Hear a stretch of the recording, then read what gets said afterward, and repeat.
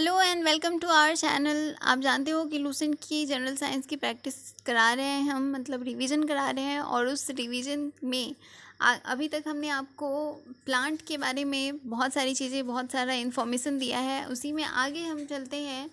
आज हम आपको बताएंगे प्लांट मॉर्फोलॉजी के बारे में। और हिंदी और इंग्लिश दोनों ही हम एक ही वीडियो में लाने की कोशिश कर रहे हैं। पहले हम आपको हिंदी में डिस्क्राइब करते हैं, उसके बाद उसी चीज़ को, सेम चीज़ को हम आपको इंग्लिश में भी बताएंगे। तो इससे आप जो हिंदी वाले हैं उन्हें भी प्रॉब्लम नहीं होगी, और जो इंग्लिश वाले हैं उन्हें भी कोई प्रॉब्लम नहीं होगी। जितने भी इम्पॉर्टेंट बातें हम आपको बताते चले उसे अंडरलाइन करते चलिए। कुछ एक्स्ट्रा चीज़ें आपको बताते हैं तो उसे आप नोट करते चलिए। इससे आपकी प्रैक्टिस काफ़ी अच्छी हो जाएगी और आपको चीज़ें याद करने में भी काफ़ी सहायता मिलेगा। तो इस वीडियो में हिंदी और इंग्लिश दोनों हम एक साथ ला रहे हैं, तो आप सारे इसे शुरू से लास्ट तक देखिएगा। इससे आपका काफ़ी अच्छा फ़ायदा होगा। आइए शुरू करते हैं। आज हमारा टॉपिक है पादप अकारिकी, मतलब प्लांट मॉर्फोलॉजी। अकारिकी का मतलब होता है विभिन्न पादप भागों जैसे जड़, तना, पत्ती, पुष्प, फल आदि के रूपों तथा गुणों के अध्ययन को अकारिकी कहते हैं। इससे कहीं भी कोई भी क्वेश्चन नहीं पूछा गया है, तो आप इसे याद रखिए या भूल जाइए, कोई फ़र्क नहीं पड़ता है। वैसे भी हमें स्मार्ट तरीके से पढ़ाई करनी चाहिए, तभी हमारा रिजल्ट हो सकता है, क्योंकि आप जानते हो कंपटीशन बहुत ज़्यादा हाई रहता है। तो वही चीज़ों पे फोकस करना चाहिए जिससे हमारा रिजल्ट आए। सबसे पहला बात है जड़, मतलब रूट्स। यह पौधे का अवरोही भाग है जो मूलांकुर से विकसित होता है। तो यहाँ पे आपको याद रखना है कि मूलांकुर से जड़ विकसित होता है। सदैव प्रकाश से दूर भूमि में वृद्धि करता है। जड़ दो प्रकार के होते हैं, मूसला जड़ और अपस्थानिक जड़, मतलब adventitious root and tap root. मूसला जड़ों का रूपांतरण मतलब शंकु आकार का गाजर में होता है, कुंभी रूप नैपी फॉर्म सलजम और चुकंदर में होता है, एंड तरकू रूपी मूली होता है, मतलब फ्यूजी फॉर्म। मतलब जो टैप रूट्स होती हैं वो अलग अलग तरह से होती हैं, जैसे कोनिकल, नैपी फॉर्म और फ्यूजी फॉर्म। तो कोनिकल गाजर में होता है, मतलब शंकु आकार का, कुंभी आकार का सलजम और चुकंदर में होता है, अंतुरिकी रूपी मूली में होता है। तो ये इंपॉर्टेंट है, याद रखने वाली बात है ये तीनों। अगला है तना। यह पौधे का वह भाग है जो प्रकाश की ओर वृद्धि करता है। यह प्रांकुर से विकसित होता है। तो यहाँ पे इंपॉर्टेंट बात यह है कि ये प्रांकुर से विकसित होता है। यह पौधे का प्ररोह तंत्र बनाता है। भूमिगत तने भी होते हैं, जैसे कि कंद कंद एग्जाम्पल आप आलू ले लो, ट्यूबर से डेवलप होता है। धनकंद से बंदा और केसर होता है, एंड सल्क कंद से प्याज का फॉर्मेशन होता है। प्रकंद से हल्दी और अदरक का होता है। तो यहाँ पे भी इम्पॉर्टेंट बात, याद रखने वाली बात बस इतनी है कि ट्यूबर्स मतलब ट्यूबर्स से आलू का फॉर्मेशन होता है, कौन से बंदा एंड केसर का, बल्ब से प्याज का, और राइजोम से हल्दी और अदरक का डेवलपमेंट होता है। तो ये क्वेश्चन पूछे जाते हैं, ये वीवीआई है, आप इसको याद रखिए। अगला है पत्ती। यह हरे रंग की होती है। इसका मुख्य कार्य प्रकाश संश्लेषण क्रिया के द्वारा भोजन बनाना होता है। नेक्स्ट है पौधे। पुष्प। यह पौधे का जनन अंग होता है। पुष्प के बाह्य नलपुंज, दलपुंज, पुष्पज और जायांग पाए जाते हैं, मतलब कि sepals, carpels, petals, androecium and gynoecium. Petals, sepals, petals, androecium and gynoecium. यहाँ पे ये थोड़ा दिखाई नहीं दे रहा है, इन चीज़ों को इंग्लिश में मैं आपको डिस्क्राइब करूँगी, वहाँ पे आप इसे समझ लीजिएगा। बहुत ज़्यादा इसमें ऐसी कोई बात भी नहीं है जो आपको याद रखने वाली होगी। अगला है फल का निर्माण। फल का निर्माण अंडाशय से होता है। संपूर्ण फलों को तीन भागों में बांटा गया है, सरल फल, पुंज फल एंड संचलित फल, मतलब संबंधित फल, composite fruit, aggregate fruit, composite fruit. और सरल जैसे अमरूद, केला वगैरह होता है, इसे बोलते हैं सरस फल। कुछ फलों के यहाँ पे आपको याद रखने वाला है कंपोजिट फ्रूट्स, ये कटहल और सहतूत को बोलते हैं। कटहल कंपोजिट फ्रूट होता है। कुछ फलों के निर्माण में बाह्य दलपुंज या पुष्पासन आदि भाग लेते हैं, ऐसे फलों के असत्य फल कहते हैं, मतलब फॉल्स फ्रूट इन्हें कहा जाता है या असत्य फल। तो इन्हें याद रखिएगा। असत्य फल में सबसे अच्छा एग्जाम्पल आता है आपका सेब, इसे हम असत्य फल कहते हैं। अब यहाँ पे इम्पॉर्टेंट याद रखने वाली बात है कि फल और उसके खाने वाले पार्ट कौन कौन से हैं। इसमें सबसे इम्पॉर्टेंट बात यही है, इसको आप VBI भी कर सकते हो। सेब का खाने वाला होता है पुष्पासन, नाशपाती का भी पुष्पासन होता है, आम का मध्य फल भित्ति होता है, अमरूद का फल भित्ति होता है, अंगूर का फल भित्ति और बीजंडासन होता है, पपीता का मध्य फल भित्ति होता है, नारियल का भुजपोष होता है, टमाटर का फल भित्ति और बीजंडासन होता है, केला का मध्य एवं अंतःभित्ति होता है, गेहूं आप जानते हो इसका भ्रूण खाने वाला होता है, काजू का पुष्पवृत्त या बीजप्रद होता है, लीची का एराइल होता है या एरिल भी कहते हैं इसे, एराइल होता है बेसिकली। तो लीची अभी तक बहुत सारे एग्जाम्स में ये पूछा गया है, तो इसको याद रखिएगा। चना का बीजपत्र एवं भ्रूण होता है, मूंगफली का भी बीजपत्र और भ्रूण होता है, सहतूत का रसीले परिदलपुंज होते हैं, कटहल का परिदलपुंज एवं बीज होता है, अनानास का परिदलपुंज होता है, नारंगी का जूसी हेयर होता है। तो इसमें नारंगी भी इम्पॉर्टेंट है, ये भी बहुत सारे एग्जाम्स में पूछा है। यहाँ पे आप सेब का, आम का, नारियल का, मतलब सेब, आम, नारियल, केला, इसके बाद गेहूँ, काजू, लीची और नारंगी, ये अभी तक बहुत सारे एग्जाम्स में पूछा है, तो ये याद रखिएगा इन सब चीज़ों को। अगला है पादप उत्तक, मतलब प्लांट टिश्यू। नेक्स्ट आपका टॉपिक है प्लांट टिश्यू। टिश्यू का मतलब होता है समान उत्पत्ति, संरचना एवं कार्यों वाली कोशिकाओं के समूह को उत्तक कहते हैं। मतलब इसकी समान उत्पत्ति होती है, संरचना भी समान होता है और कार्य मतलब सेम काम भी करती हैं। पादप उत्तक मतलब प्लांट टिश्यू दो तरह के होते हैं, एक होता है मेरिस्टेमेटिक टिश्यू और दूसरा होता है परमानेंट टिश्यू, मतलब अस्थायी उत्तक और विभाज्योतिक उत्तक। मेरिस्टेमेटिक टिश्यू भी 3 तरह के होते हैं, शीर्षस्थ मतलब एपिकल, पार्श्व मतलब लैटरल एंड अंतर्वेशी मतलब इंटरकैलरी, ये 3 तरह के होते हैं। परमानेंट भी 2 तरह के होते हैं, simple tissue and complex tissue, मतलब सरल उत्तक और जटिल उत्तक। इसमें सिंपल टिश्यू 3 तरह के होते हैं, पैरेन्काइमा, कॉलेनकाइमा एंड स्केलेनकाइमा, और जटिल उत्तक 2 तरह के होते हैं, जाइलम एंड फ्लोएम। तो ये याद रखने वाली बात है, इस चार्ट को आप जरूर याद रखिएगा कि कौन से कितने तरह के होते हैं। ये जस्ट कॉन्सेप्ट क्लियर करने के लिए याद रखने की ज़रूरत है, इस तरह से क्वेश्चन नहीं पूछा जाता है। इसमें सबसे पहले मेरिस्टेमेटिक टिश्यू, पौधे के वर्धी क्षेत्रों मतलब ग्रोइंग रीजन्स ऑफ मेरिस्टेम्स, इसका मतलब विभाज्योतक कहते हैं। इनसे बनी संतति कोशिकाएं वृद्धि करके पौधे के विभिन्न अंगों का निर्माण करती हैं। इसके विशिष्ट लक्षण होते हैं, ये गोल अंडाकार या बहुभुजाकार होती है, इसकी भित्तियां पतली तथा एक सार होती हैं। जीव द्रव्य सघन, केंद्रक बड़े तथा रसघानी छोटी होती है। कोशिकाओं के बीच अंतर कोशिकीय स्थानों का अभाव होता है। इससे कहीं भी आज तक कोई भी क्वेश्चन नहीं पूछा हुआ है, तो इसे जस्ट आप एक बार पढ़ लीजिएगा, क्योंकि ध्यान में आपके रहेगा कि मेरिस्टेमेटिक टिश्यू आखिर होते क्या हैं। ये कॉन्सेप्ट क्लियर करने के लिए ज़रूरी होता है।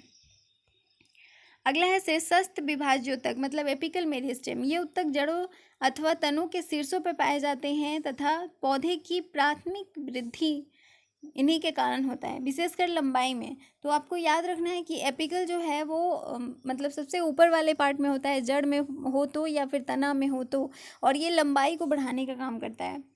पार्श्व विभाज्योतक, इस विभाजन होने से जड़ तथा तने के घेरे में वृद्धि होती है, मतलब गिर्थ में वृद्धि होती है, अर्थात इससे तना एवं जड़ की मोटाई में वृद्धि होती है। मतलब शीर्षस्थ विभाज्योतक में लंबाई की वृद्धि होती है, पार्श्व विभाज्योतक में चौड़ाई या मोटाई की वृद्धि होती है।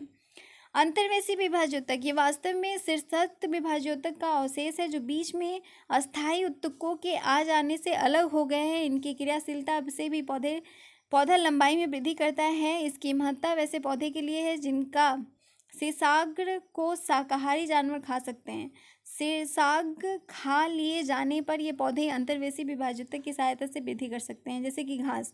तो इसमें एग्जाम्पल में आपको बस याद रखना है कि इंटरकैलरी मेरिस्टेम जो है वो ग्रासेस में मतलब घास में प्रेजेंट होता है, और इसीलिए घास इतने जल्दी ग्रो कर लेते हैं किसी भी एरिया में।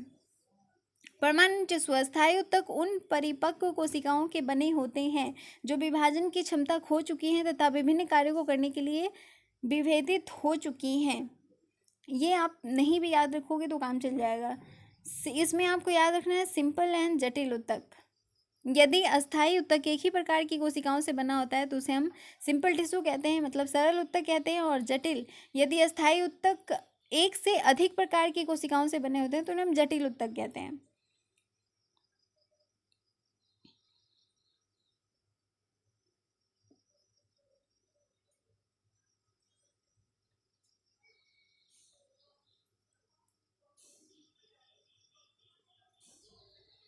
ये यहाँ पे भी आपका ये कुछ मिसप्रिंट है, इसे मैं इंग्लिश में आपको समझाने की कोशिश करती हूँ। तो अभी तक आपको हिंदी में इतनी सारी चीज़ें हमने बताई हैं, आइए अब इंग्लिश में देखते हैं कि आगे क्या क्या इसमें है। तो इंग्लिश में आपका plant morphology the study of forms and features of different parts of plants like roots, stems, leaves, flowers, fruits is called morphology. इसमें इम्पॉर्टेंट है, root is the descending part of plant which develops from radicle. तो important है कि ये radical से develop होता है। दो तरह के होते हैं, tap root and adventitious root. इसमें मोडिफिकेशंस इंपॉर्टेंट याद रखना है, conical like carrot, fusiform like radish, napiform like turnip and beet. तो ये तीनों याद रखना है आपको। तीन तरह के होते हैं tap root, conical, fusiform and napiform. और इसके एग्जांपल्स याद रखें, कोनिकल कैरोट में प्रेजेंट होता है, फ्यूजिफॉर्म रेडिस में प्रेजेंट होता है, नेपिफॉर्म टर्निप एंड बीट में प्रेजेंट होता है। स्टेम दिस ये इट डेवलप्स फ्रॉम पिम्यूल, यहाँ पे ये इंपॉर्टेंट है। The modification of stems are as underground stems. इसमें आपका tuber like potato, bulb like onion and garlic, rhizomes like turmeric and ginger, and corm जो है वो कैलाकोसिया एंड सेफ्रॉन में डेवलप होता है। तो यहाँ पे ये इंपॉर्टेंट है, इसको वीवीआई कर लीजिए। ऑलरेडी मैं आपको डिस्क्राइब कर चुकी हूँ हिंदी में। Leaf, it is green, its main function is to make food through photosynthesis. Flower, this is the reproductive part of plant। इसमें होते हैं calyx, Corolla, androecium and gynoecium. Calyx जो है वो ग्रीन पार्ट होता है, कोरोला जो उसके ऊपर वाला पार्ट होता है, मतलब जो कलरफुल पार्ट होता है वो कोरोला होता है। एंड्रोसियम एंड गाइनोसियम ये दोनों रिप्रोडक्टिव पार्ट होते हैं। Androecium is the male sex organ and gynoecium is female sex organ. तो आपको याद रखना है, androecium male sex organ, gynoecium is the female sex organ. ये भी क्वेश्चन रहते हैं कभी कभी। Androecium, the unit of androecium is a stamen. यहाँ पे याद रखना है, unit of androecium is a stamen. There is one or more stamens in the astrosium. Pollen grains are found in anther। तो ये भी important है, pollen grains are found in anther। Gynosium, the unit of gynosium is carpel। यहाँ पे important ये है, there are 3 parts of carpel: ovary, style and stigma। Pollination, next term है pollination। After maturation of anther and process of reaching of pollen grain to stigma is called pollination। Pollination is of 2 types: self pollination and cross pollination। Fertilization, pollen tubes reaches the egg cells after entering into ovule through a pore called micropyle। After that a male nucleus fused with the egg cell, this is called fertilization। And fertilised egg is called zygote. Fertilised egg को zygote कहते हैं, ये याद रखना है। और fertilisation में आप प्रोसेस याद रखें ना रखें इससे कोई फ़र्क नहीं पड़ता है, क्योंकि क्वेश्चन इस तरह से नहीं पूछे जाते हैं कि फर्टिलाइजेशन क्या। आप जानते हो कि मल्टीपल चॉइस क्वेश्चन होता है, तो छोटे क्वेश्चन ही इसमें पूछे जाते हैं। In angiosperm the fertilisation is triple fusion, where is in the other category of plant it is double fusion. ये भी आपको याद रखना है, एंजियोस्पर्म में जो फर्टिलाइजेशन होता है उसे हम ट्रिपल फ्यूजन कहते हैं। और ट्रिपल फ्यूजन कहने के पीछे रीजन होता है, जो सेल होता है उसमें इस तरह का स्ट्रक्चर होता है। यहाँ पे एक एग प्रेजेंट्स होते हैं, यहाँ पे एक एग प्रेजेंट होता है। तो जब स्पर्म आता है, मतलब एंथर आता है, तो एक यहाँ पे होता है और एक यहाँ पे होता है। दो जाति हैं, तो यहाँ पे एंडोस्पर्म का फॉर्मेशन होता है। ये जो फ्यूज़ करता है दो सेल, वो एंडोस्पर्म का फॉर्मेशन करता है, और ये एक नीचे रहता है वो जाइगोट का फॉर्मेशन करता है। तो इस तरह से दो फर्टिलाइजेशन एक साथ होता है। मतलब यहाँ पे दो सेल्स, जो बीच का सेल होता है वो दो उसमें प्रेजेंट होते हैं, और ये दोनों एक एंथर से मिलके तीन बनाते हैं। तो इसीलिए एंडोस्पर्म जो होता है वो ट्रिप्लॉयड होता है, मतलब उसमें तीन न्यूक्लियस प्रेजेंट होते हैं, और फिर एक यहाँ पे एग, और इसीलिए इसे हम ट्रिपल फ्यूजन कहते हैं, क्योंकि यहाँ पे दो एग और यहाँ पे एक एग, तीन एग फर्टिलाइज होता है, इसीलिए ट्रिपल फ्यूजन कहलाता है। अगला है parthenocarpy. In some plants fruits are developed from ovary without fertilization, this is known as parthenocarpy. This type of fruit is called parthenocarpy. तो ये इंपॉर्टेंट है, याद रखने वाली बात है parthenocarpy. Normally this types of fruits are seedless. Parthenocarpic fruits are seedless, ये important है। Banana, papaya, orange, grapes and pineapple, ये सारे के सारे पार्थेनोकार्पिक फ्रूट्स होते हैं। तो एग्जाम्पल आपको ज़रूर याद रखना है, banana, papaya, orange, grapes and pineapple. ये क्वेश्चन बहुत ज़्यादा पूछे जाते हैं कि इसमें से पार्थेनोकार्पिक फ्रूट कौन सा है। अगला क्वेश्चन है formation of fruit. Fruit is a matured और ripened ovary developed after fertilization. Formation of fruit takes place from ovary. Fruits are divided into three types: simple fruit, aggregate fruit and composite fruit. Simple fruit like banana and guava are simple fruit. Aggregate strawberry, custard, apple are known as aggregate fruit, and composite fruit jackfruit and mulberry. Jackfruit बहुत ज़्यादा पूछा हुआ है, तो इसको याद रखिएगा। In the development of some fruits calyx, corolla, thalamus takes parts. These types of fruits are known as false fruits like apple and jackfruit and pear. तो यहाँ पे इंपॉर्टेंट है, याद रखना, false fruit, apple, jackfruit and pears are known as false fruits.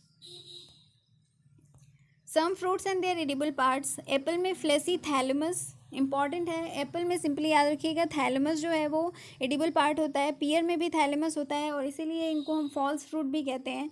Mango में mesocarp होता है। Guava में इंटायर फ्रूट, मतलब गुआवा में सब कुछ खाने वाला होता है।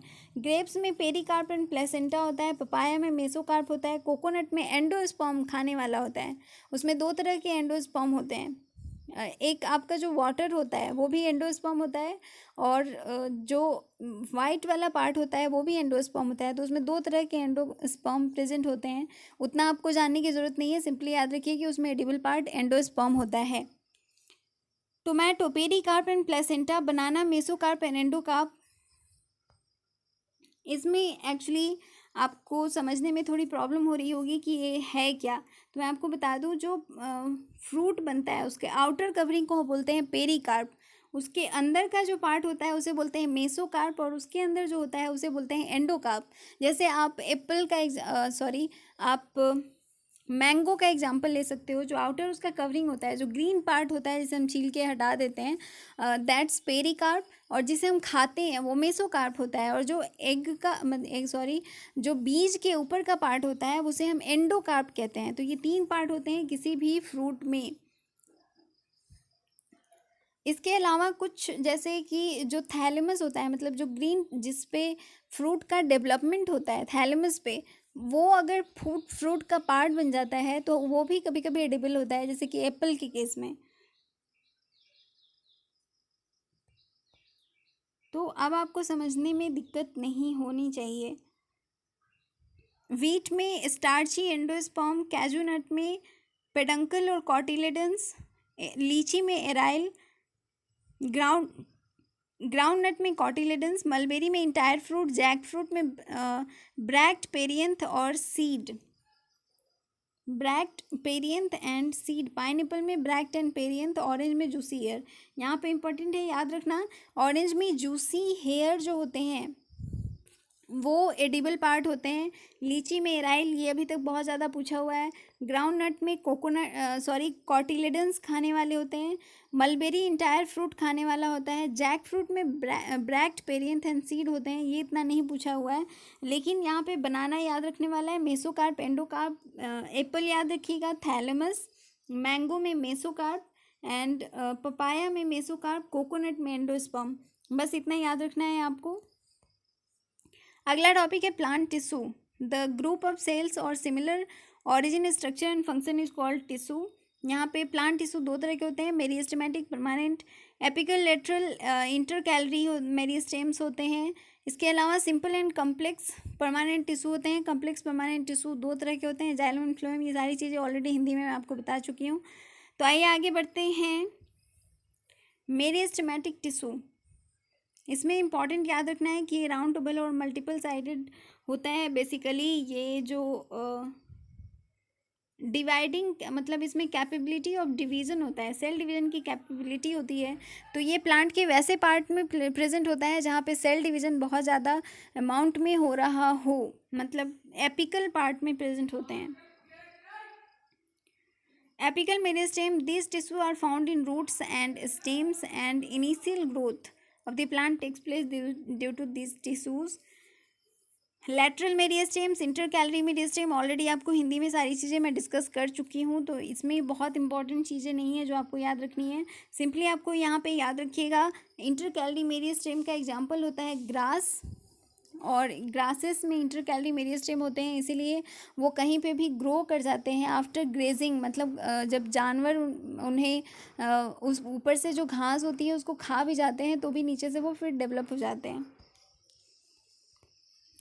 नेक्स्ट है आपका सिंपल टिश्यू।